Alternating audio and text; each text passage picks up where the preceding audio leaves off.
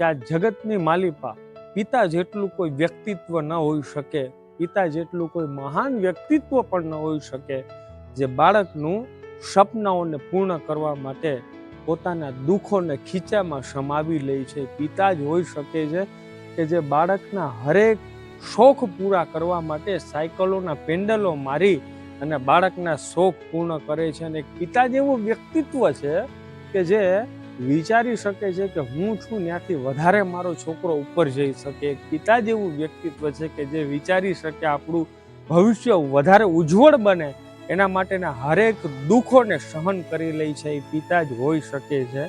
એટલે કેવું છે કે ગમતી વસ્તુ લઈ આવે ને એ પણ પિતા જ હોઈ શકે છે. ઘરની અંદર સૌથી મોભી એ જ વ્યક્તિ કહેવાય છે કે જે ઘર આખાને હસતું રાખે છે અને ક્યારેક એકાંતમાં બે આંસુડા પાડી લે છે. એ પિતાનું જ બલિદાન હોઈ શકે છે કે બાળકોનું એટલું ઉજ્જવળ ભવિષ્ય વિશે વિચારી શકે છે. પણ આજના સમયમાં બાળકને જે પણ વસ્તુ જે પણ અપાવે એની એમને કિંમતની ખબર પડવી એ જરૂરી છે.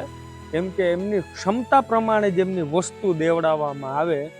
નાનપણથી જ મોઢે માગી વસ્તુ સૌ કોઈ દે, પણ એની પાછળ એ વ્યક્તિને, એ બાળકને એની કિંમત સમજાવવી જોઈએ. તો જ ખરા અર્થમાં પિતા સાર્થક કહેવાય છે. કે શ્રેષ્ઠ પિતાનું જ બલિદાન બાળકો પાછળ હોઈ શકે છે. તો જ પિતા એક બાળકોને સરસ રીતના ઉછેરી શકે છે.